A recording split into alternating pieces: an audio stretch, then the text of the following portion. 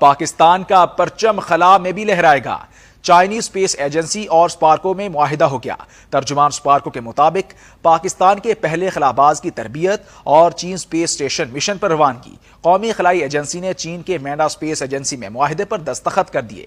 ترجمان سپارکو کا کہنا ہے کہ پاکستان کے پہلے خلاباز کو چینی خلائی اسٹیشن کے مشن پر روانہ کیا جائے گا۔